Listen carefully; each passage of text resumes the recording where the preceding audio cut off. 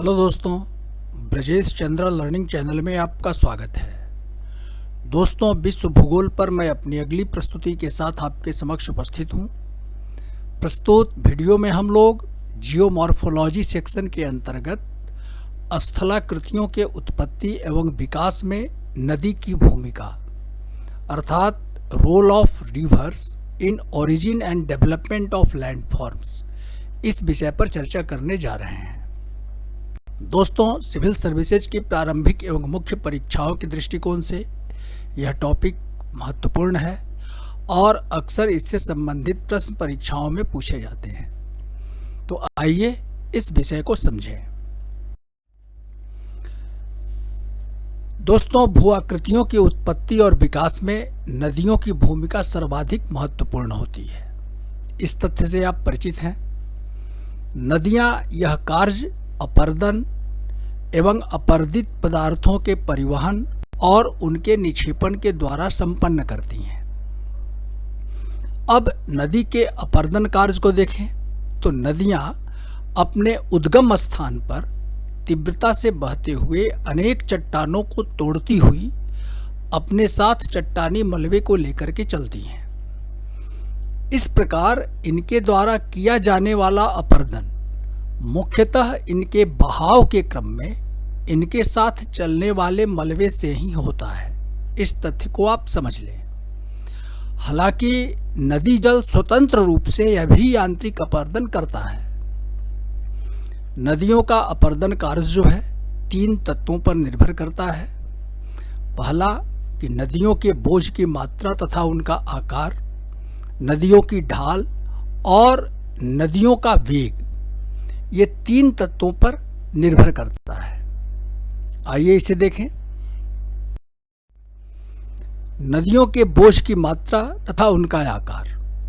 यदि नदियों के साथ चलने वाले मलबे की मात्रा पर्याप्त होती है तथा बड़े बड़े एवं नुकीले होते हैं अपर्दित पदार्थ, तो अपरदन तीव्रता से एवं अधिकता से होता है। लेकिन यदि अपर्दित पदार्थों की मात्रा अधिक हो जाती है तो अपरदन कम हो जाता है, क्योंकि इससे नदी का वेग कम हो जाता है।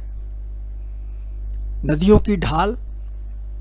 नदियों की ढाल की तीव्रता नदी वेग को बढ़ाती है। जितना ही ढाल तीव्र होगा नदी का वेग भी उतना ही अधिक होगा, तो इससे अपरदन अधिकता से होता है। नदियों का वेग। यदि परिवहन योग्य पदार्थों की मात्रा तथा नदी जल का आयतन स्थिर रहे, यह ध्यान देने वाली बात है, और नदी के वेग को दोगुना कर दिया जाए तो उसका परिवहन सामर्थ्य 64 गुना तथा अपरदन शक्ति 4 गुनी बढ़ जाती है। तो नदियों का वेग अपरदन के लिए मुख्य रूप से उत्तरदायी होता है। आगे बढ़ें। अब नदी अपरदन के रूप। नदियां किन रूपों में अपरदन का कार्य संपन्न करती हैं? वैसे इस तथ्य की चर्चा मैंने अपरदन से संबंधित जो अध्ययन सामग्री आपके समक्ष प्रस्तुत किया है उसमें की गई है। फिर भी आइए इसे दोहरा लेते हैं एक बार। तो पहला रूप होता है अपरदन का घोलीकरण या संक्षारण, सॉल्यूशन और कोरोजन। इस क्रिया में नदी जल के संपर्क में आने वाली चट्टानों के जो घुलनशील अंश होते हैं वो ऑक्सीडेशन, कार्बोनेशन तथा हाइड्रेशन की प्रक्रिया के तहत घुलकर अपरदन करते हैं। अपरदन उनका हो जाता है। इसी प्रकार दूसरा है अपघर्षण। ये नदी अपरदन का एक दूसरा रूप है। कोरोजन और एब्रेशन। इस क्रिया में नदी जल के साथ चलने वाले बड़े बड़े नुकीले टुकड़े लंबवत रूप में नदी के तल को तथा क्षैतिज रूप में पार्श्वों का अपरदन करते हैं, किनारों का।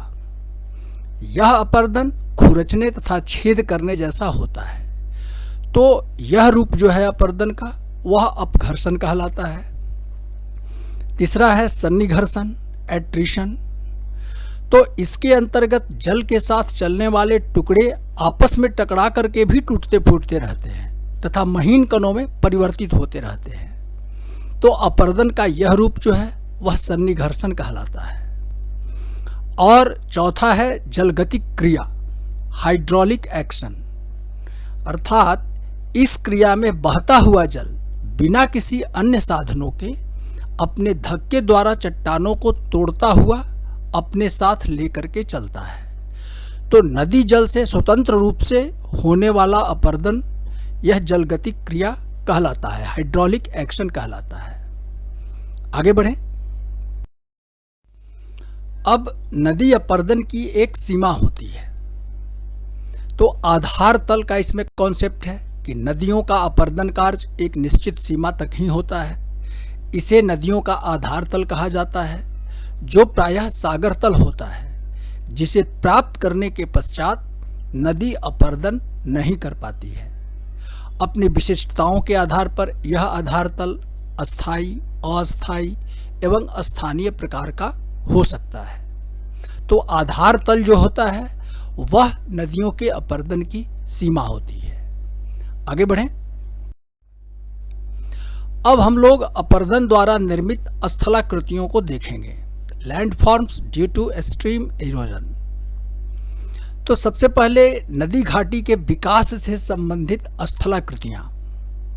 इसके अंतर्गत अब नदी, जैसा कि हम लोगों ने पहले देखा कि नदी दो रूपों में अपर्दन का कार्य संपन्न करती है। वर्टिकली, ऊर्ध्वाधर रूप में अपने तली को गहरा करती है, उसका अपर्दन करती है, और हॉरिजॉन्टली पार्श्व अपर्दन होता है, अपने किनारों से अपर्दन का कार्य करती है।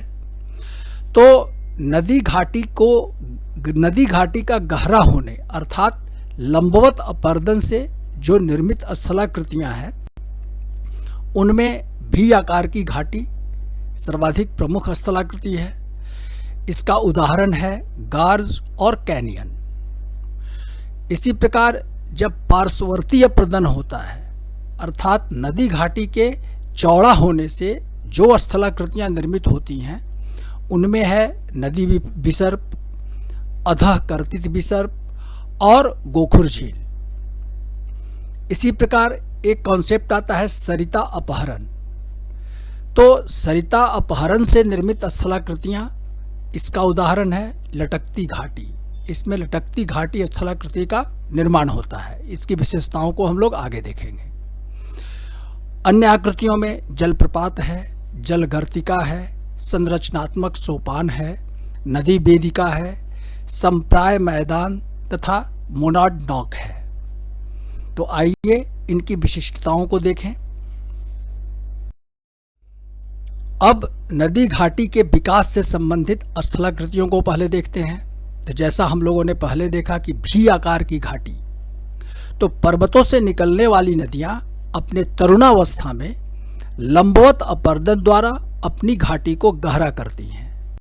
क्योंकि जब पर्वतों से नदियां निकलती हैं तो तीव्र ढाल के कारण उनका वेग ज़्यादा होता है और इस क्रम में वर्टिकल अपर्दन प्रमुखता से होता है। तो इसमें नदी घाटी जो है वह भी आकार में विकसित हो जाती है।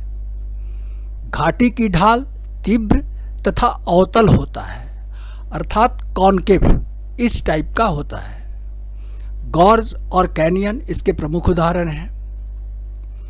गॉर्ज तथा कैनियन में मुख्य अंतर क्या है, इसे एक नज़र इस पर भी हम लोग डाल लेते हैं। तो गॉर्ज के विस्तृत रूप को ही कैनियन कहा जाता है। कैनियन आकार में विशाल किंतु गार्ज की अपेक्षा अधिक संकरा होता है।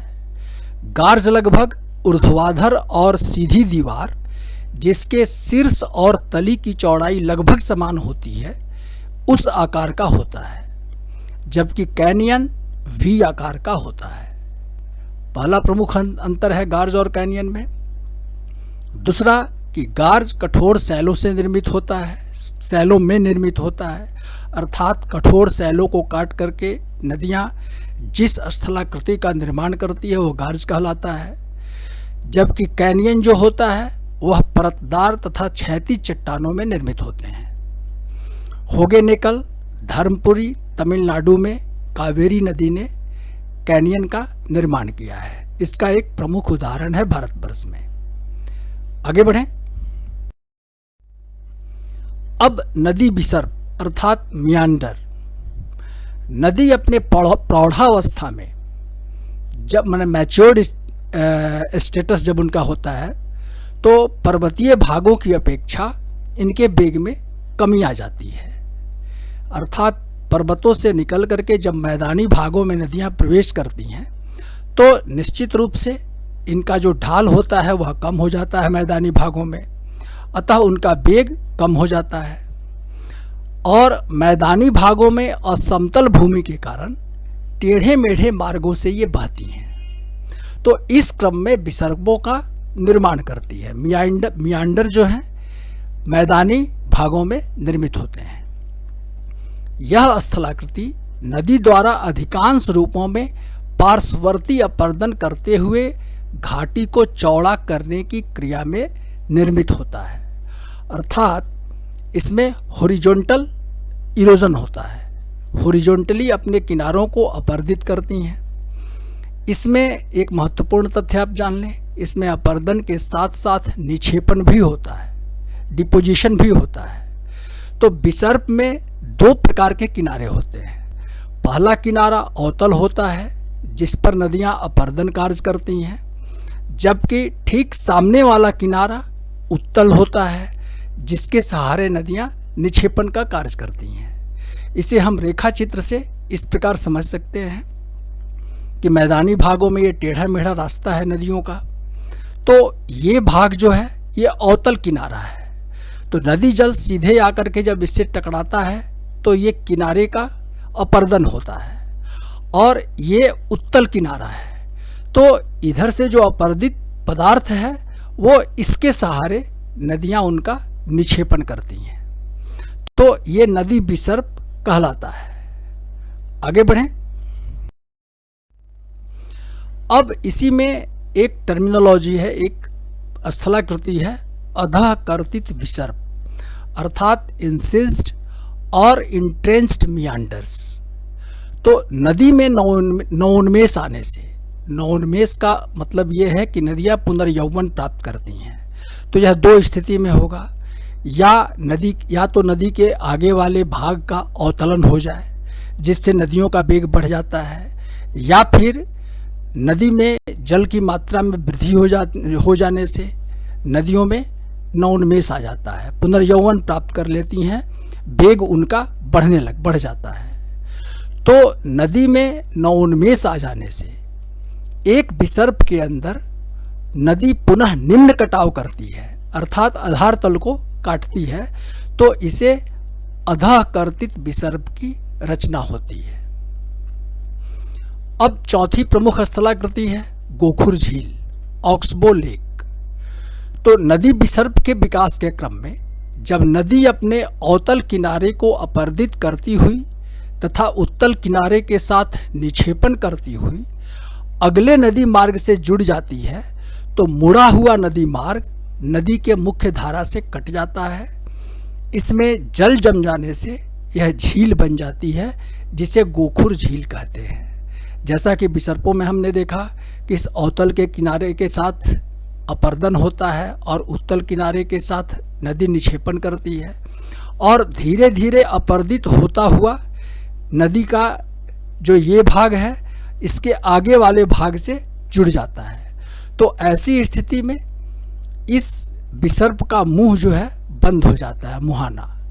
नतीजतन जब इसमें जल भर जाता है तो ये गोखुर झील का रूप धारण कर लेता है और नदी का मार्ग बदल करके सीधा हो जाता है। तो यही गोखुर झील इस प्रकार से निर्मित होती है। आगे बढ़ें। अब लटकती घाटी, हैंगिंग वैली।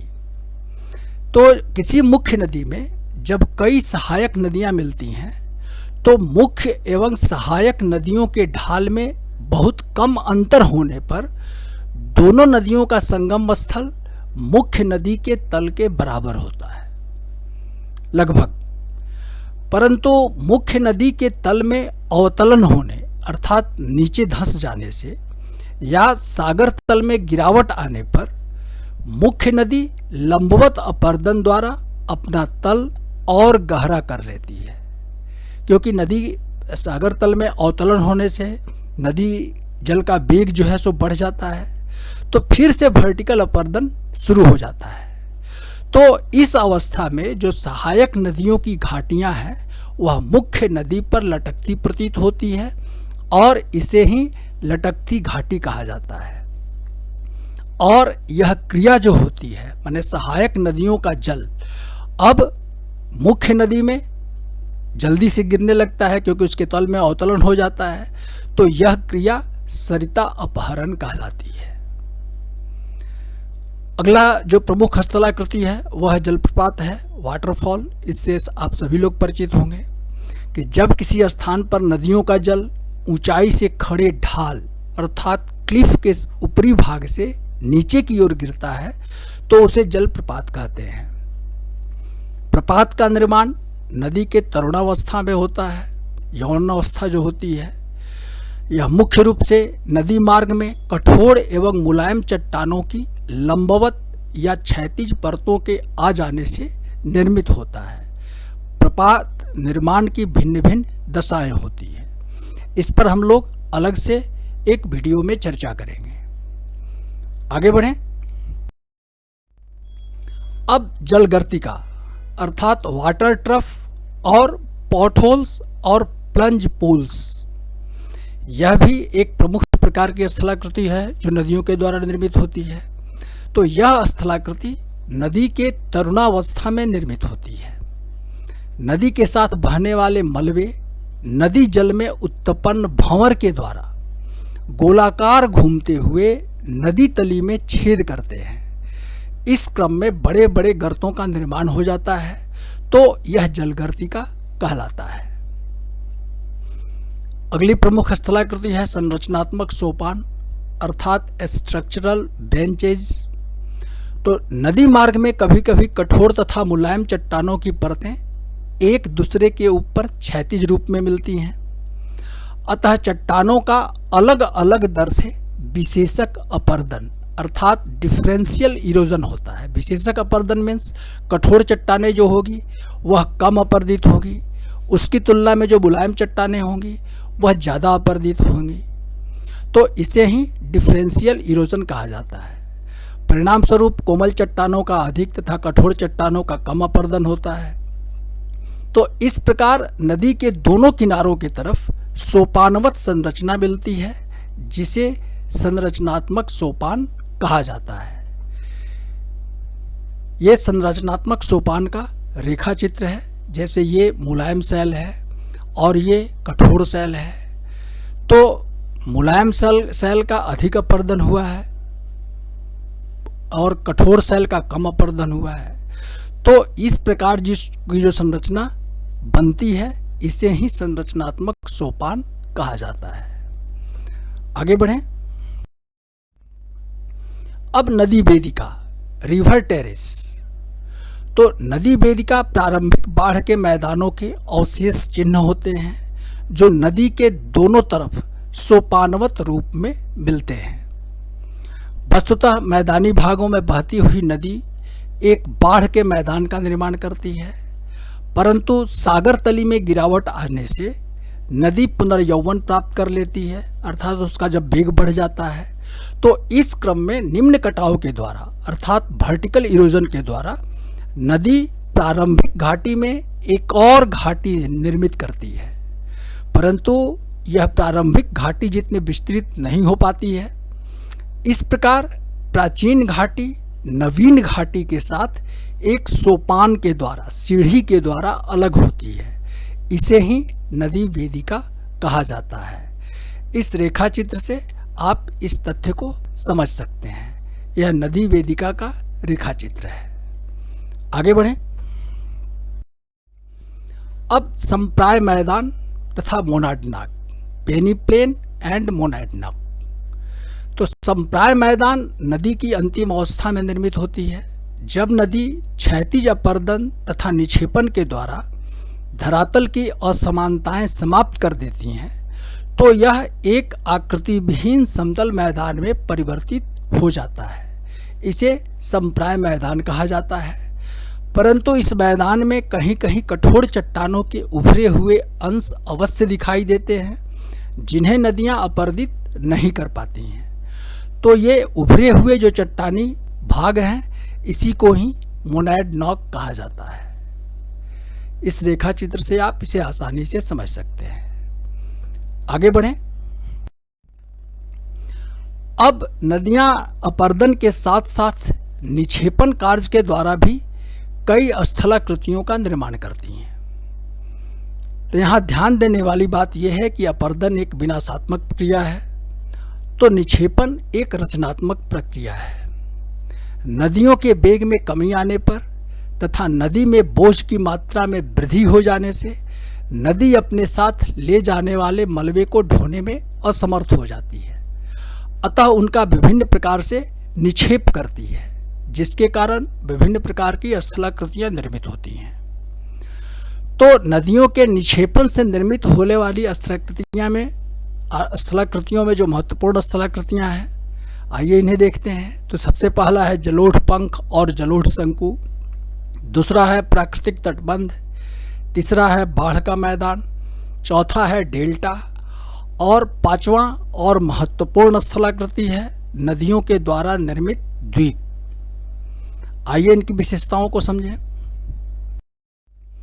सबसे पहले जलोढ़ पंख और जलोढ़ शंकु, एलुवियल फैंस एंड एलुवियल कोन। तो इन दोनों का निर्माण नदी के तरुणावस्था के अंतिम चरण तथा प्रौढ़ावस्था के प्रथम चरण में होता है, अर्थात जब नदियां पर्वतों से निकल करके मैदानी भागों में प्रवेश करती हैं, तो उसी क्रम में जलोढ़ पंख और जलोढ़ शंकु का निर्माण होता है।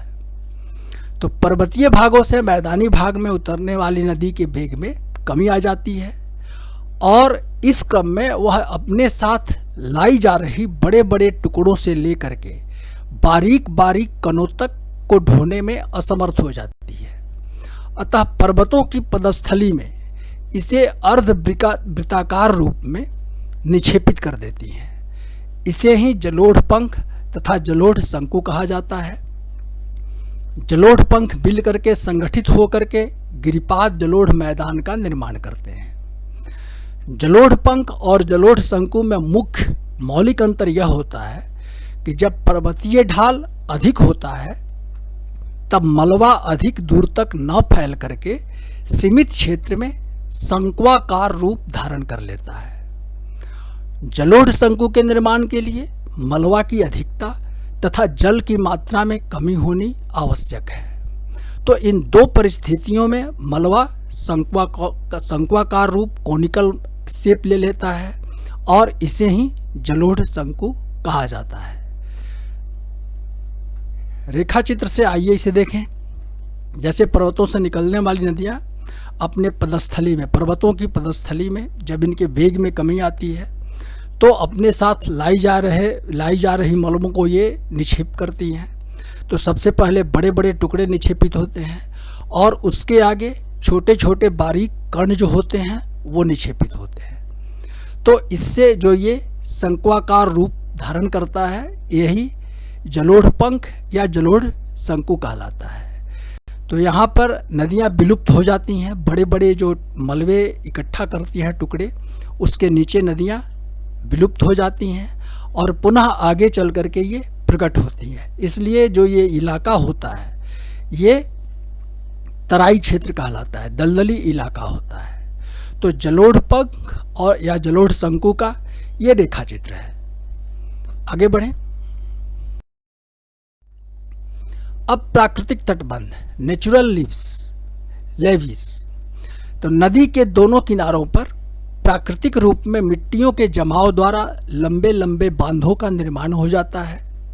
ये कम ऊंचाई वाले कटक के समान होते हैं। इनका निर्माण बाढ़ के समय नदियों के घाटी से बाहर आकर बहने तथा मलबा के निक्षेप करने से होता है। बाढ़ के समय अपने किनारों से बाहर निकलने पर नदी जल का फैलाव विस्तृत क्षेत्र में हो जाता है, जिससे उनके वेग में कमी तथा अंततः परिवहन सामर्थ्य कम हो जाता है। इससे वे अपने मलबा का निक्षेप प्रारंभ कर देती हैं। इस प्रकार किनारों के दोनों ओर ऊंचे ऊंचे तटबंध निर्मित हो जाते हैं। तो इन्हें ही प्राकृतिक तटबंध कहा जाता है। प्राकृतिक तटबंधों की ऊंचाई 10 मीटर से कम ही होती है। मिसिसिपी नदी के प्राकृतिक तटबंध की ऊंचाई 6 से 7.6 मीटर तक है। तो ये प्राकृतिक तटबंध है, नेचुरल लेविस। अगली प्रमुख स्थलाकृति है जो निक्षेपण से निर्मित होती है, वह है बाढ़ का मैदान अर्थात एलुवियल प्लेन। तो बाढ़ के समय अपने किनारों से बाहर निकलने पर नदी जल का फैलाव विस्तृत क्षेत्र में हो जाता है, जैसा कि हम लोगों ने देखा, जिससे उसके वेग में कमी तथा अंततः परिवहन सामर्थ्य कम हो जाता है। इससे वे अपने मलबा का निक्षेप प्रारंभ कर देती हैं।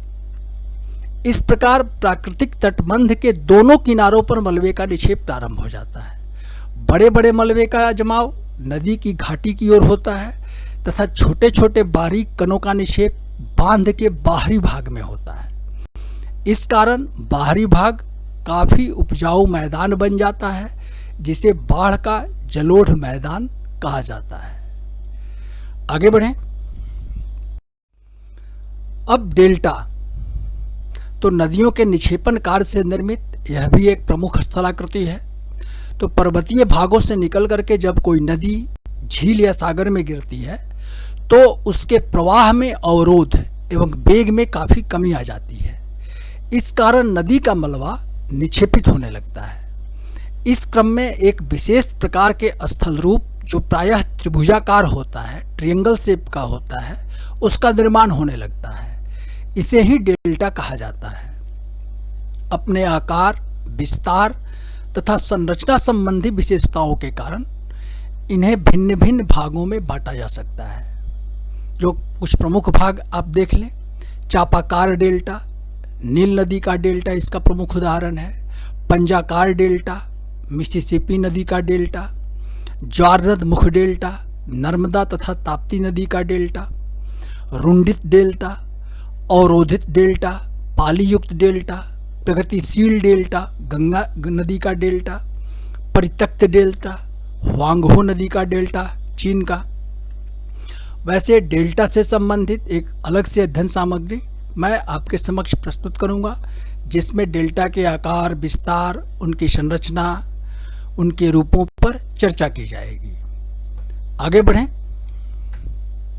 ये डेल्टा का एक रेखा चित्र है, इसे आप ध्यान से देख लें। ये नदी मार्ग है और इस तरह से एक ट्रायंगल शेप स्थलाकृति का निर्माण हो रहा है। यहाँ नदियाँ बहुशाखित हो जाती है, कई शाखाओं में होकर के बहती हैं।